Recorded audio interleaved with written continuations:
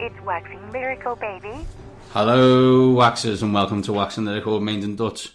I'm your host, Mains, my colleague who celebrated 2004 with the rest of Rainford, to Mr. Neil Dutton. How are we, Neil?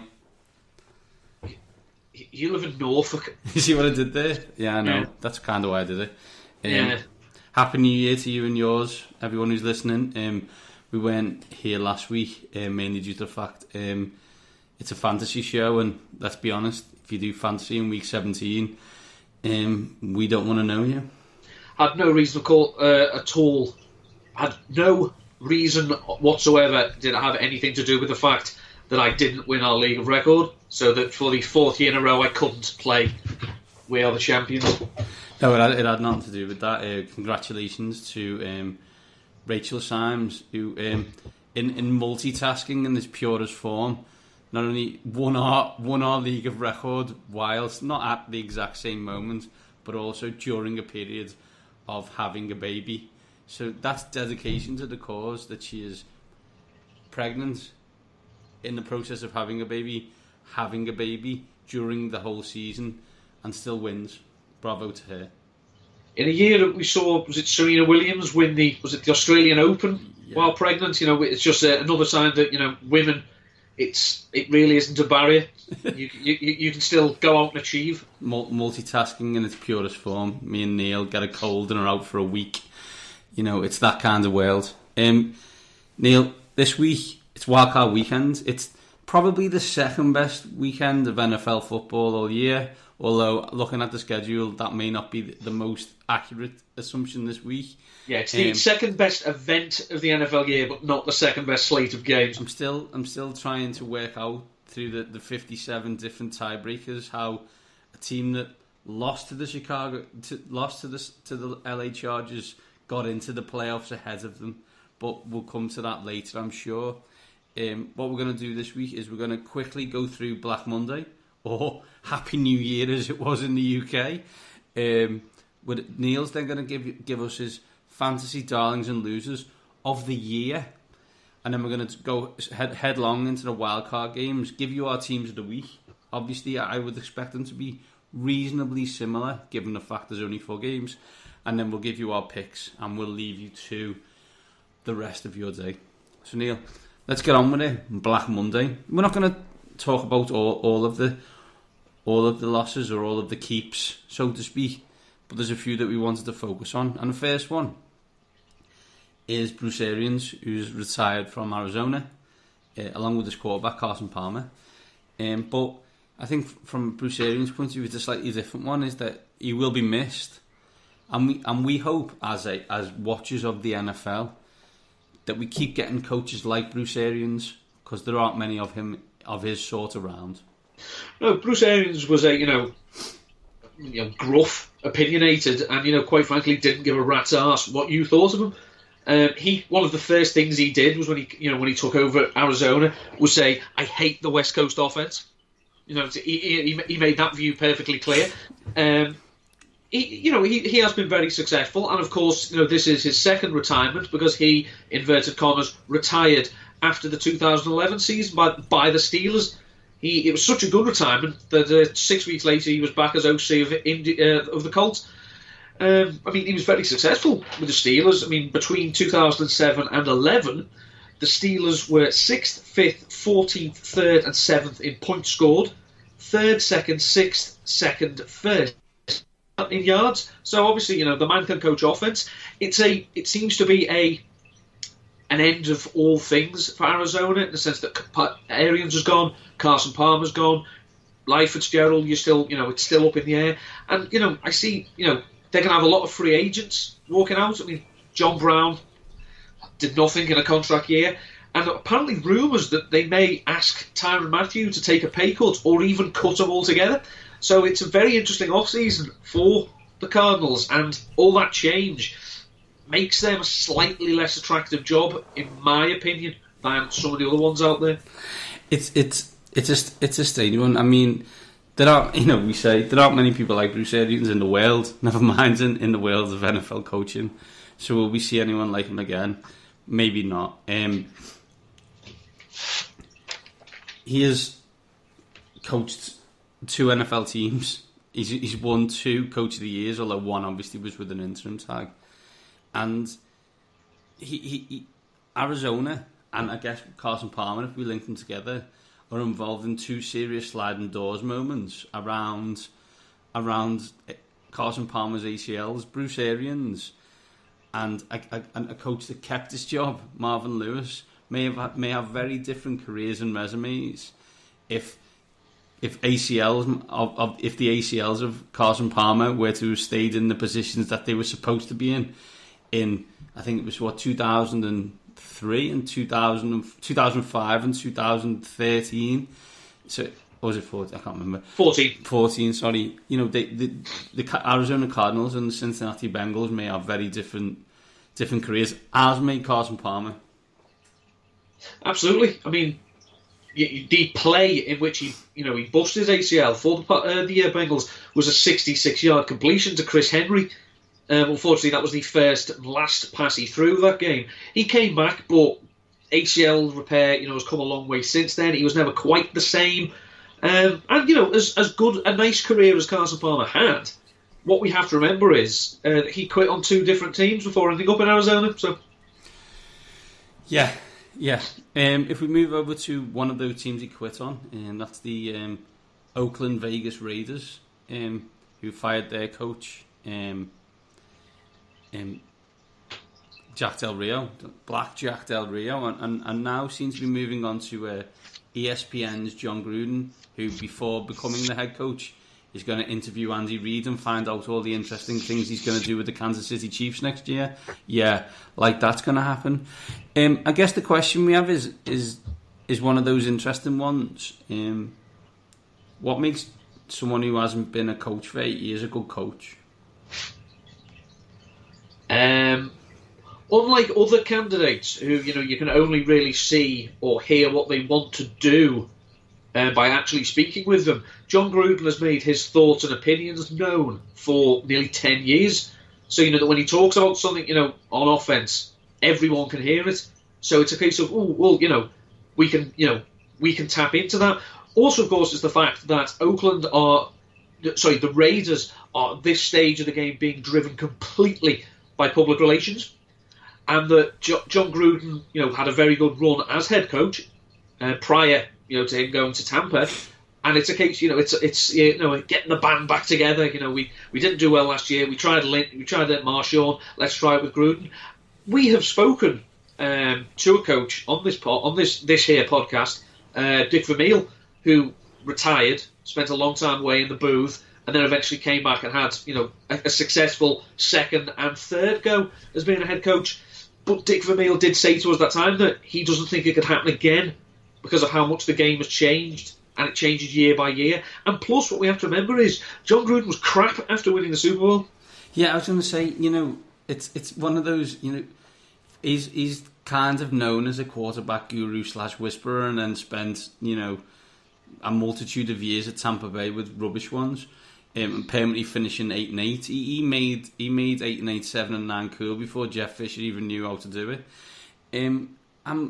I understand the concept from the Raiders. I understand Mark Davis. Kind of, he looks like that dude. He looks like Jim Carrey from Dumb and Dumber, and he probably thinks like him too.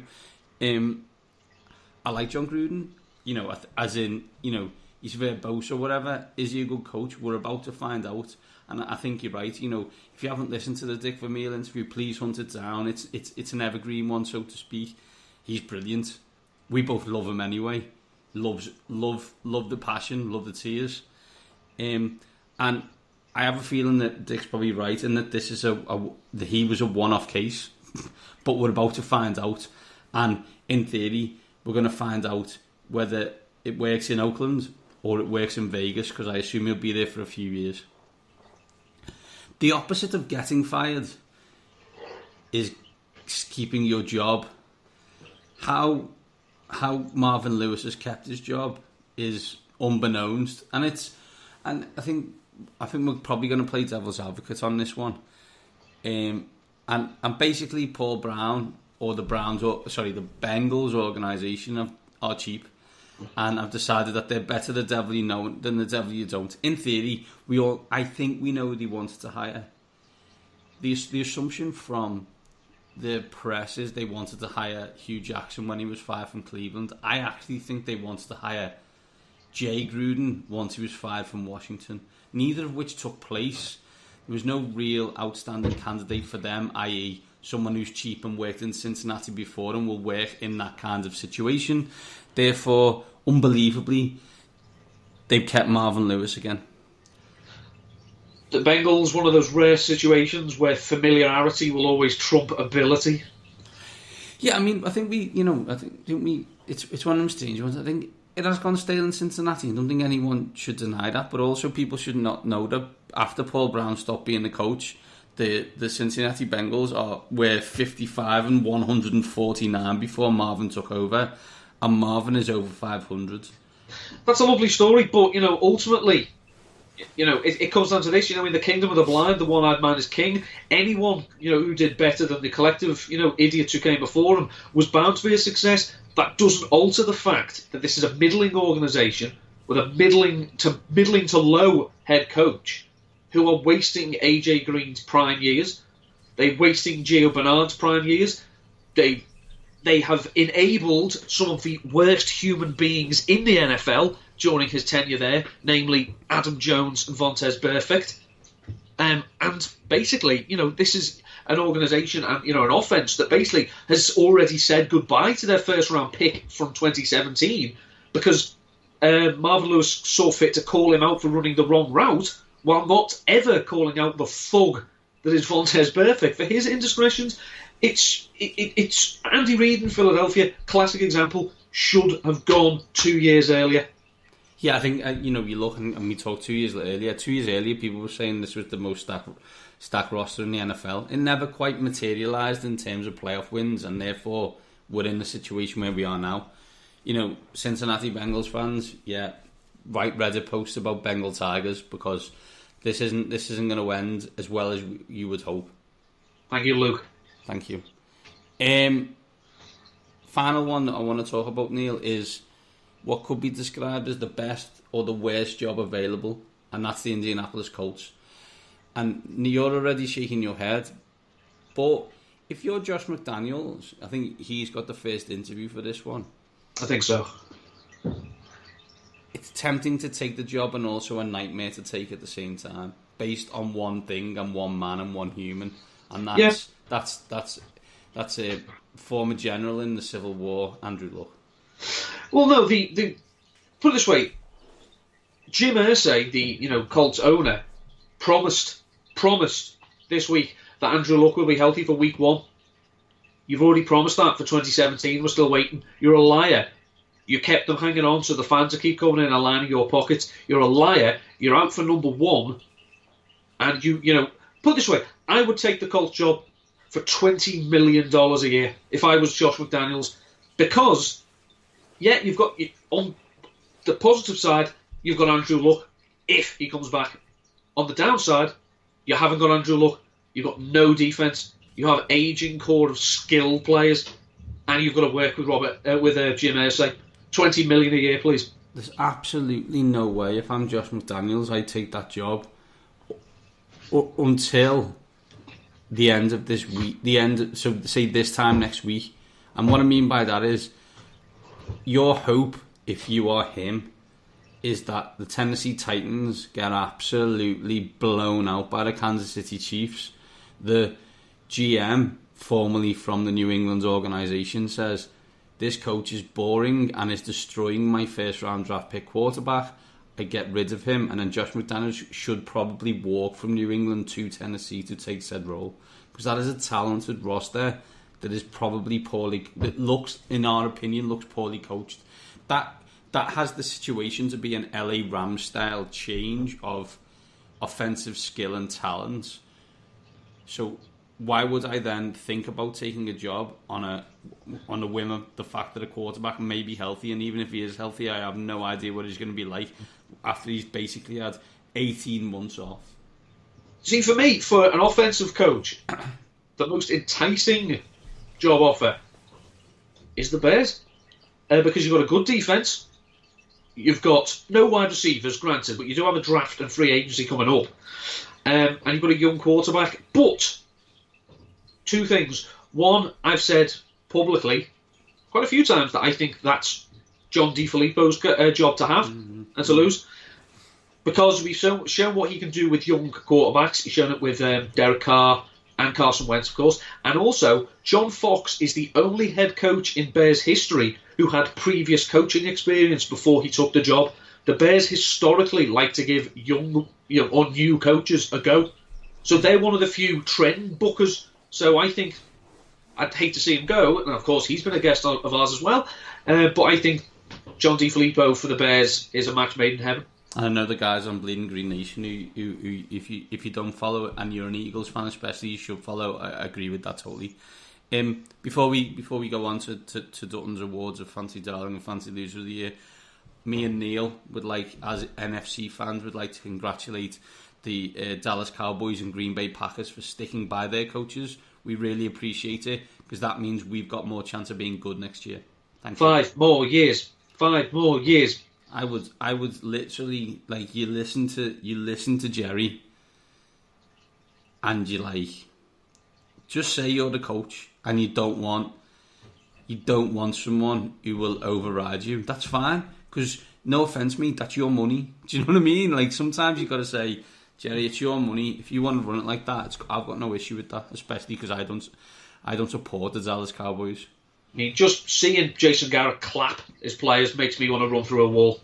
But and then the opposite of that is like the Green Bay Packers, who, let's be honest, have struggled defensively when Aaron Rodgers isn't on the field, and haven't really been spectacular when he's been on it in many situations.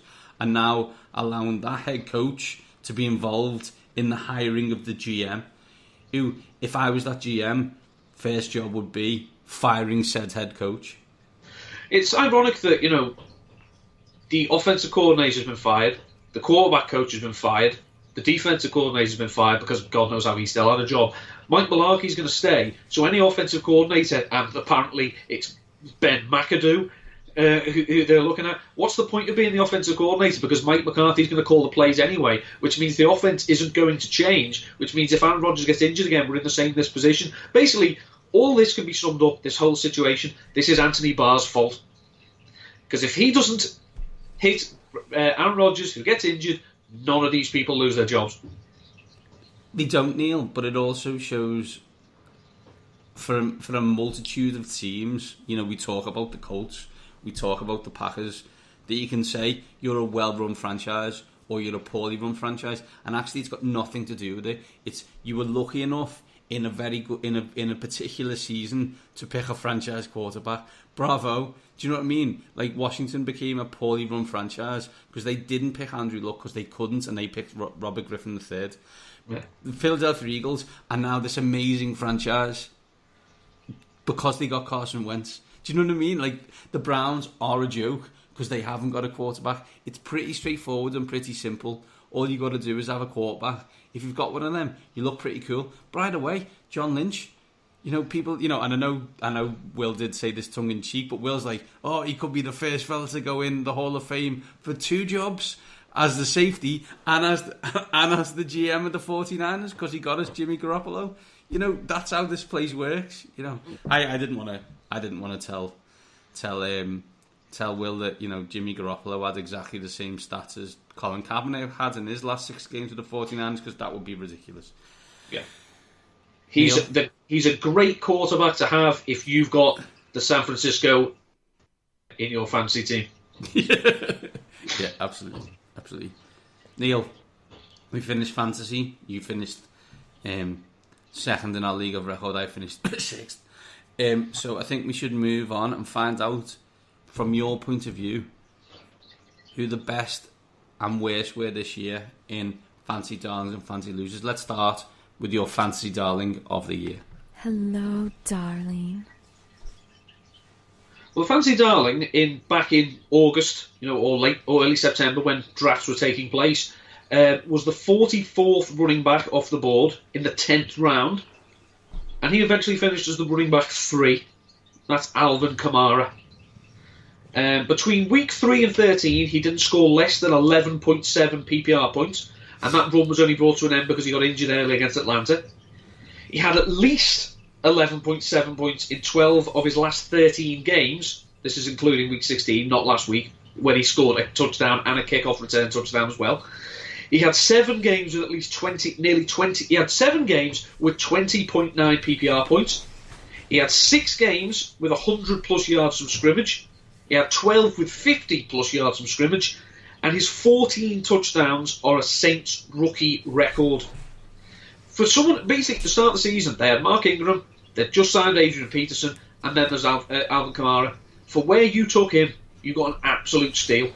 I think the thing is as well, Neil, where we talk about the draft and we'll get into it and we'll interview people, it's tremendously difficult, and there's hundreds and hundreds of players in D1 American college.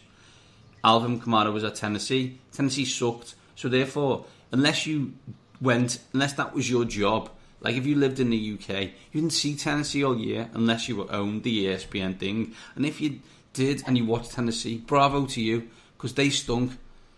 So you may have said, oh, that Alvin Kamara looks good, but he's going nowhere because he's got no offensive line and the rest of his team's rubbish. So to pick him is fantastic.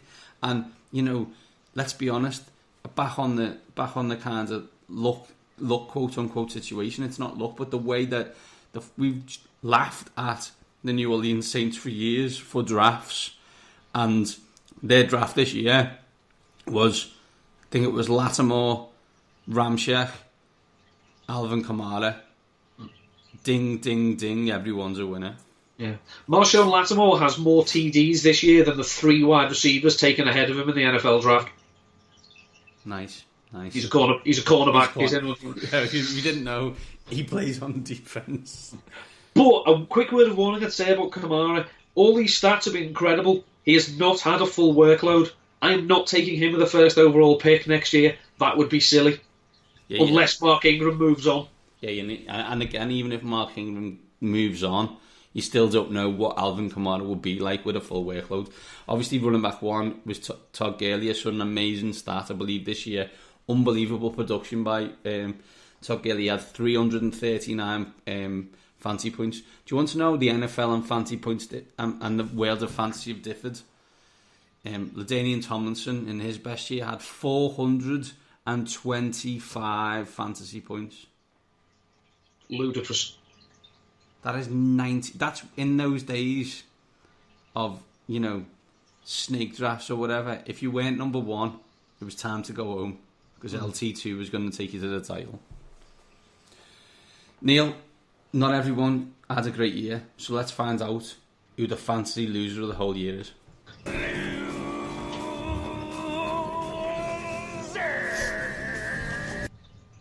There have obviously been quite a few disappointing seasons, but most of them were injury related. Aaron Rodgers, Odell Beckham, Carson Wentz towards the end, obviously. Then there's some because of injury to other people. There's T.Y. Hilton, for example. No quarterback didn't help Demaryius Thomas or Emmanuel Sanders. But for me, the biggest loser, he had the same quarterback week in, week out. He had no viable competition for targets elsewhere on the team. Back in the draft, he was the 8th wide receiver going off the board, the 20th player overall. And he finished the season as the 22nd highest scoring wide receiver and the 60th highest scorer in PPR, Des Bryant. 7 games with 9.2 PPR points or less. 6 games with less than 50 receiving yards. 3 touchdowns in his last 10 games. Again, this doesn't include week 17, but if it did, the numbers look even worse. 0 100-yard games. Busted flush, you're done. Cannot wait. Absolutely cannot wait for the Dallas Cowboys to pay him $20 million next year. It's going to be absolutely fantastic. May as well. That is literally paying. That's better than ASA paying me and you to coach. Because Des believes in Des. And so do I. And so keep going. So does Jerry, though. Yep. So does Jerry. You know, he gets like blind spots, and you know, if that's how his cap management's going to work, then fair enough. Just, you know, another quick dig at Des Bryant's quarterback. Since Carson Wentz tore his ACL, Carson Wentz thrown 1 touchdown pass. So has Dak Prescott. It's not been the year for America's team that America's team's fans and all of media, especially in the NFL, wanted. And you know what? I've never been happier.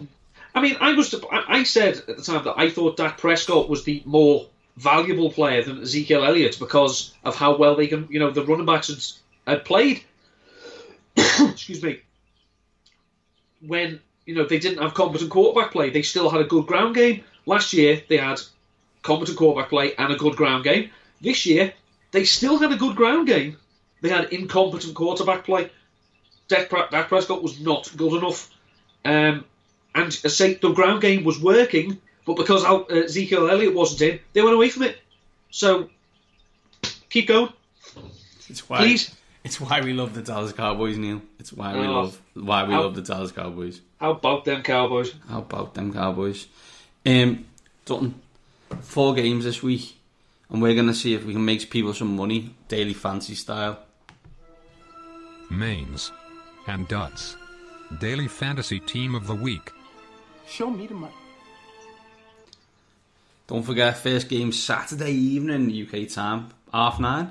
So get those DFS teams in early. Neil, who's your quarterback? Quarterback, I must admit, I've not exactly gone overboard with my research into these this week. So hats off to me. But I think let's be brutally honest, right? This becomes tremendously difficult / easy based on the fact that there's only 4 games. There's only so much money. So there's only certain ways you can go with it. So I don't think there needs to be a lot of research. It's player against team. Do you know what I mean? And as we've seen in multiple seasons, how players play in the playoffs and how players play in the regular season are very different. Yes, Tony, I'm talking about Peyton Manning. There you go. And on the flip side, Joe Flacco. And the flip side, Joe Flacco, absolutely. My quarterback, 5,500 is Marcus Mariota, because I seem to think that unless Mike Mularkey is a blithering idiot, which we all just have hitherto suspected, they want to go a bit more no huddle, put the ball more in his hands and let him call the game, as it were, which would be a good idea because out of me, you and Terry Robisky, we're all probably as qualified to be an offensive coordinator. So Marcus Mariota, 5,500. Yeah, my quarterback is the other quarterback in that game. What you've done there is making an incorrect assumption, because your incorrect assumption is that Mike Mularkey isn't a blithering idiot. Big Red. It's dangerous strategy. Big Red wins this game. If you can get a bet on biggest margin of victory in the weekend, I think it's this one. Don't sleep on the Chiefs being sneaky good in these playoffs. They are. Don't get me wrong. We've all still got the X in our mind. Their performances against the Giants and the Jets, but they've been good since then, and they were good before then. And I expect them to be good, at least until they meet, a real team. Yeah. So I think they crush Tennessee this week, and Alex Smith throws for a lot of yards. Neil, who's your running back one? Running back one, 7,400, Leonard Fournette. The Bills, as good a story as it is, they can't stop the run. So assuming Leonard Fournette is, somewhere near full fitness, which he's not been really, and the fact that Blake Bortles did go into the tank over the last 2 games, they would be wise to go back to what got them there, and that would be Leonard Fournette a lot and often. I've my quarterback one is Leonard Fournette. I think, if they establish Fournette, then we know what he can do. The fear on the Fournette pick is it's been boom or bust a lot with Fournette later in the year. So there's a high possibility you get 20 fancy points with Fournette this week. There's also a high possibility you get 4. Me and Neil have both gambled and hope that he is going to get 20. Who is your running back 2? Running back 2 is Devonta Freeman, 6,300. Now, the Falcons' offense is, I'm going to be polite, putrid compared to what it was last year, but Devonta Freeman is still a damn effective player. They seemed to be trying to get him involved again in the passing game against the Panthers last time out. So, he does love playing the Saints. He does love being involved in the passing game. The Rams gave up an awful lot of fantasy points to running backs in the regular season, so I think Devonta Freeman could be in for a big one because Matt Ryan has been a waste of space fantasy-wise this season. Running back 2, Devonta Freeman. Yeah, 6,300. I think these two are obvious picks, right? You know, the Rams have a weakness. Then it is against the run. It has been against the run all year. I mean, let's be honest. They allowed the Washington semi-professional football team to run all over them. If you look at Washington's running game, that takes some doing. Freeman is not on the injury report this week for the first time in a long time, and I expect, as Neil said, Ryan hasn't been great. This one could be high scoring. I hope, and nothing against Atlanta, but I do hope the Rams win. And I've got Freeman to score a lot of the points if Atlanta do score in a shootout. Neil, who's your wide receiver 1? Wide receiver 1, 7,800, Mike Thomas. Love him. He's had the best worst season of all time because he was so consistent, but because he didn't score touchdowns, everyone thought he was disappointing. He has broken records for the Saints in terms of receptions, and also the highest market share for a wide receiver in the Drew Brees era. He's brilliant. Based on that, Neil, you're going to have gone high and hard on that, and then you're going to have to go cheaper. I've gone much more middling in my wide receiver. Cole, I did look at Thomas. I think he's great. I have a sneaking suspicion that the winner of Carolina New Orleans goes to the Super Bowl.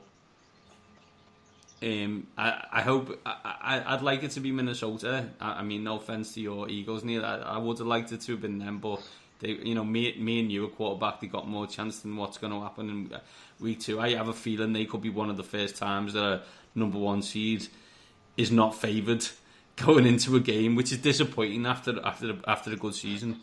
I've gone for Cooper Kupp. Same kind of concept on there being a shootout in Rams Atlanta. That's one to stay off for if you can, or as I will probably do, record/watch on Game Zone. Don't look at your phone. Don't speak to anyone. First thing you do in the morning is get up and watch it. It's a shootout, as we know. Sean McVay's tricked us multiple times this year with the wide receiver that gets all the yards and the things. But I like the most reliable one for me is Kupp, so I've gone for him. He's 5,800. Mm-hmm. Who's your wide receiver 2, Neil? Wide receiver 2 is Rashard Matthews, gone for the stack with Mariota. When Mariota was cooking last year, it was at the same time that he was linking up time and time again with Rashard Matthews. So, yeah, I quite like that. It's not great, but as you say, I had to do something. You had to do your stuff right. I've gone with wide receiver 2 is Keenan Cole. In Jacksonville, there's a lot of injuries with wide receivers. We'll actually get onto Bortles later in one of my picks for one of the other positions. But I do expect Jacksonville to win, and Bortles may bottle, but if he's going to throw it to anyone in the game, it'll be Keelan Cole. He's 5,400. Wide receiver 3, Neil. Wide receiver 3 is questionable, but I'm hoping he will play. It's Albert Wilson. He's 3,300. He played left half for Bolton Wanderers, 1924 to 1927. He does sound like he would have been, literally sharing the same, the same dressing room as Ken Crawley, who plays for the Saints. He was another one who sounds like, he's got a flat cap, a whip, and smokes roll-ups. He's got an old man's name. He had a great game against the Broncos. Tyreek Hill, as we know, can be a bit boom or busty. Whereas Albert Wilson offers a nice, safe floor, and he was cheap, and I could afford him. Nice. My wide receiver 3 is someone I actually picked in this game, in this matchup previously. It's Ted Ginn Jr. He's 5,200. He's obviously not Michael Thomas, and there's a reason why Michael Thomas gets the most market share in Brees history, and that's because Ted Ginn Jr. is wide receiver 2 on this team. But he's wide receiver 2 on this team, so that means he is a second option and someone that may be used. He's 5,200, and I think he's value here in a game that I think could be sneakily high scoring, especially as it's in New Orleans. Who's your tight end, Neil? Tight end's Charles Clay, 4,000. One of my regular contributors for my tight end streamers. He's basically the only reliable weapon that Tyrod Taylor has got. The Jags aren't great against tight ends. They're not terrible by any stretch, but they do have, they can on occasion put Paul Plosnowski against them. He ain't quick, and Charles Clay, if he's healthy, has shown he can take an awful lot of Tyrod Taylor's attention. But again, it's not something I'm getting too excited about. My tight end is and you picked Rashard Matthews, but I've picked Delaney Walker. He's the only person that Mariota seems to throw to on a regular basis. He's 4,700. If Tennessee are going to move the ball, if Tennessee are going to score, Delaney Walker will be heavily involved in that. 4,700, Delaney Walker. Who's your flex, Neil? I will just say I have a sneaking feeling that should the Tennessee Titans lose this game, this will be Delaney Walker's last game as a Titan, for cap reasons and whatnot. But I'll get into that another time. Flex is Christian McCaffrey, 6,400. He's not been the dominant force at running back that I think some people may have thought, but he is a key part of their offense. So that game, as I say, does have shootout potential. So I wanted some part of it. Generally, I didn't want anything that involved Cam Newton having to throw too often or too far, because he's not very good at it. So I thought Christian McCaffrey would be the safe option. This weekend, we will see the three rookies who got over 1,000 yards from scrimmage this year. They are Kareem Hunt, they are Alvin Kamara, and they are, although not running very well, Christian McCaffrey, who had, I think, 1,083 yards. He is also my flex. I think if you are picking anyone for the Carolina Panthers in a PPR related thing, you are absolutely stupid if you do not pick Christian McCaffrey. Although, as you said, he's not been what people expected. He has been what Carolina needed in that position of someone who they can dump it off to and he can make a move and he can catch it loads and loads and loads of times. And I think his PPR goal for that, and that's why he's in my team, is 6,400. Yep, they spent a first round draft pick on a poor man's Danny Woodhead.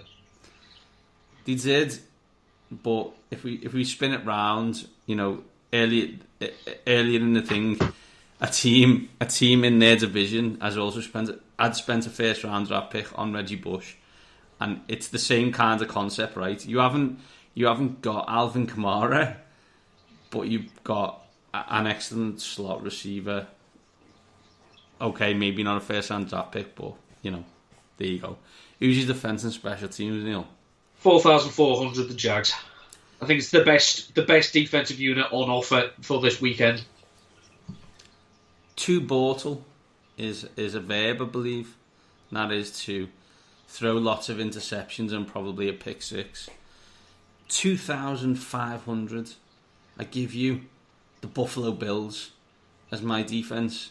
I sometimes like to spend the most money on defenses that you can, but given the fact there's not many games involved, I wanted to try and get as many good people as possible, and I'm not sacrificing someone like Christian McCaffrey just so I can get the Jacksonville Jaguars in my team. Therefore, I am relying, and I think with good reason, on Blake Bortles being Blake Bortles. Now, do I think his team will still win? I don't know, 34-20? Yeah, I do. I do think they'll win quite comfortably, but let's not forget that 20 will come from 2 interceptions, one of which is a pick six, and their goal points in DraftKings. Neil, let's quickly review. Quarterback. Mariota. I've got Alex Smith. Running back 1. Devonta Freeman. I've got Freeman. Oh, sorry. Leonard Fournette, yeah. Leonard Fournette, sorry. I've got Fournette. Running back 2, Devonta Freeman. Wide receiver 1. Mike Thomas. I've got Cooper Kupp. Wide receiver 2. Rashard Matthews. I've got Keelan Cole. Wide receiver 3. 1950s Lancashire's very own Albert Wilson. Good luck to Albie, as he's known, in Burnley. I've got Ted Ginn Jr. Tight end. Charles C. Clay the 6th. I've got Delaney Walker. Flex. Christian McCaffrey. Danny Woodhead, as Neil likes to call him. And who's your defence and special teams? London's very own Jacksonville Jaguars. And I've got the Buffalo Bills. Excellent. Before we go, Neil, as it's Wildcard Weekend, let's do some picks. Titans at Chiefs. Chiefs are favoured by 8.5. I'm not particularly bothered whether you want to pick against the spread or not. Just tell me who's going to win the game. Well, little stat, I can say this is the 13th time the Oilers/Titans franchise have played in the wildcard round. That's the most of all AFC teams, and they're currently tied with the Ravens with 7 wins. I will take the Chiefs, but I think the Titans will cover. Yeah, I'm going to take the Chiefs as well, and I think this could be a blowout. This is an issue, I think, for UK audiences, this game, because there's a high possibility that by 11 o'clock it's 24-3 at half time, and there's a few people looking at their watches thinking, can I pull through another hour and 45 minutes of this game before the next one to get to the next one, or should I go to bed? And I think that could be an issue, so I think it's a blowout and the Chiefs cover. Next game is Falcons at Rams. Rams are favoured by 6.5. The Falcons failed to score a touchdown against the Giants in the 2011 wildcard round. One of only 10 times a team has failed to score a touchdown in the NFC wildcard. But as relevant as that is, I like the Rams. 6.5. No, I think it'll be closer than that. Again, I think it'll be a high scoring game to an extent. But I don't think it's going to be a blowout. So I will take the Rams, but the Falcons to cover. Coaches make a difference, Neil. I think we should all understand that now. 8. That's the number of times that when Wade Phillips is taking over as a coach on a franchise, that franchise has got to the playoffs in the first year. Now, that means he's been in a lot of teams, obviously.